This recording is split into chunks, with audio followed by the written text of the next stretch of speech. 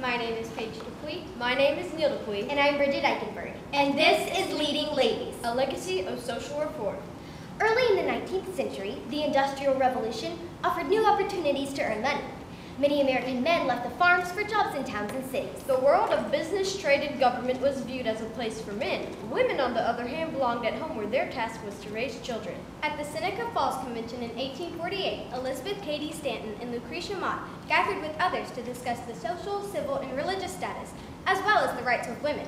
This would light a fire for the women's reform movement. But 50 years later, women were still struggling to gain independent voices and representation in society and government.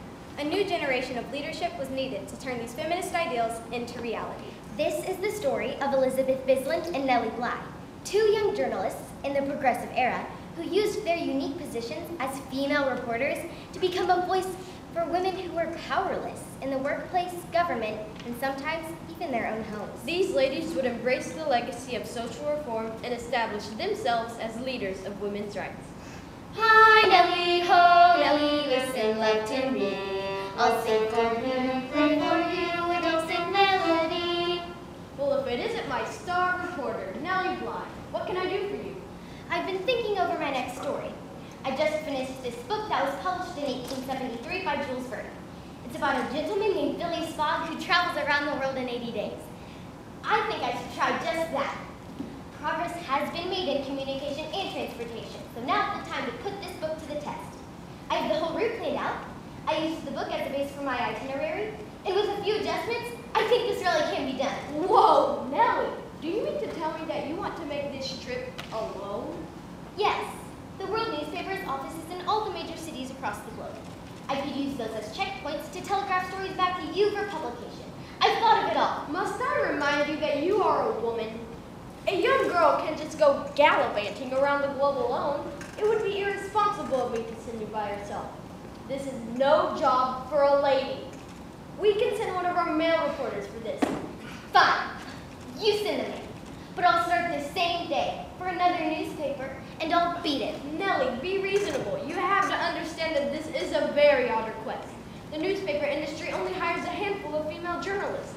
You're a good reporter, Nellie.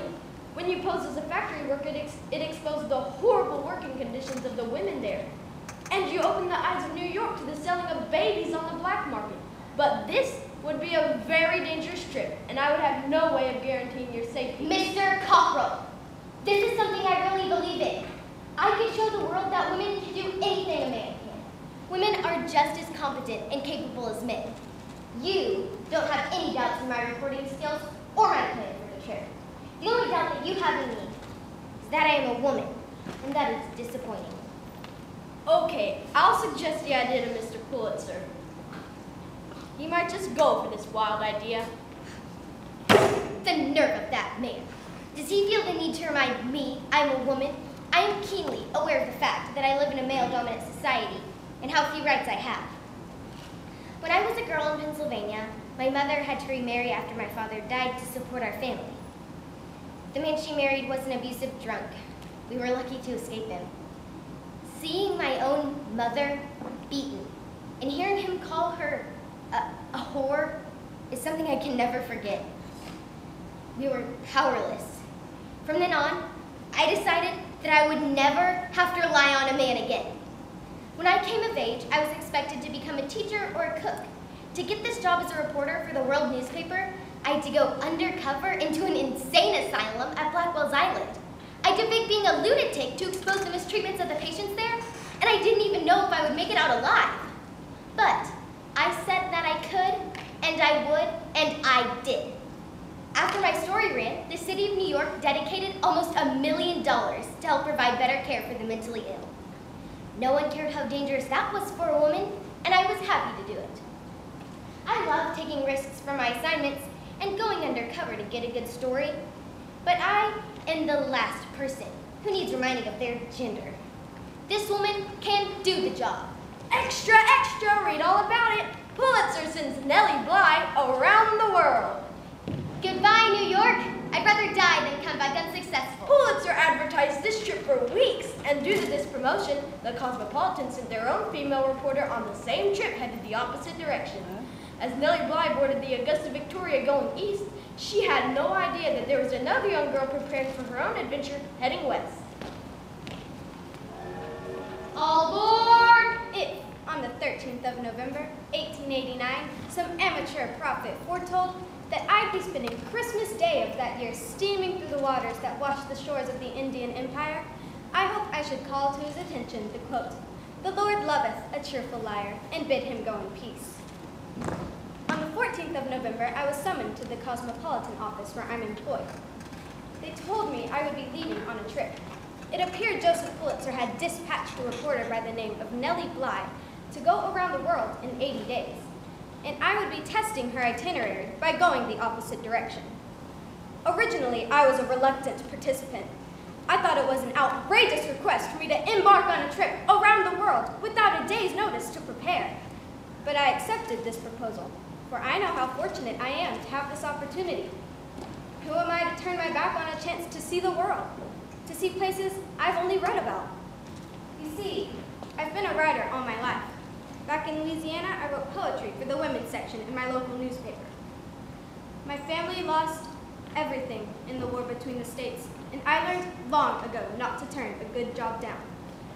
I moved to New York with $50 to my name and began writing articles about the disenfranchised of New York, specifically women, who to this day are expected to live by the law of this land without a voice in electing those who make these laws.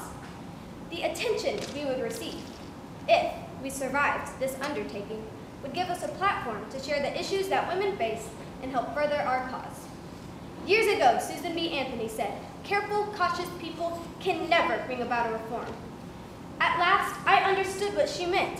Now was the time for courage and conviction if we really wanted to see reform and equality for women. This is an opportunity I would have never gotten again. I would have been a fool to turn this down. And I am most certainly not a fool. Extra, extra! A typhoon in Colombo puts Bly's trip in danger, while Elizabeth Bisland is being quarantined in a smallpox outbreak.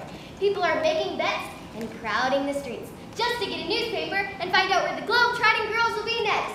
These women— Get off that soapbox, kid! People, do not encourage this behavior.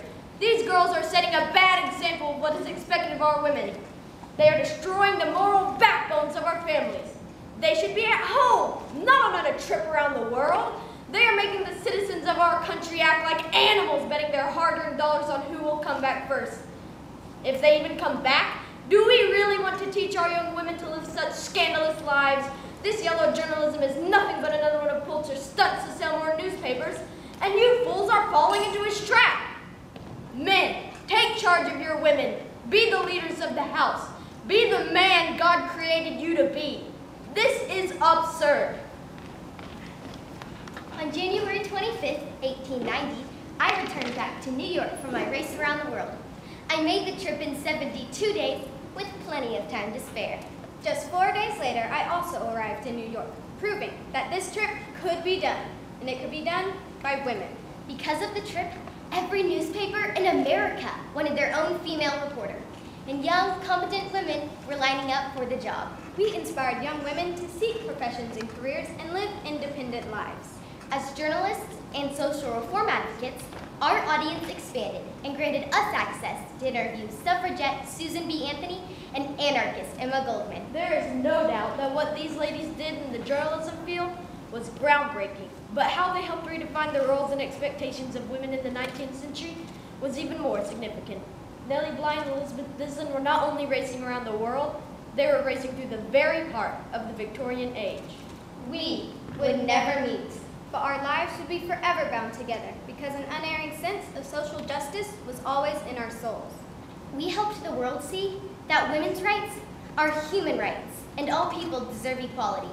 Our actions would advance the fight towards the ratification of the 19th Amendment to the United States Constitution, guaranteeing all women the right to vote. As President John Quincy Adams said, if your actions inspire others to dream more, learn more, do more, and become more,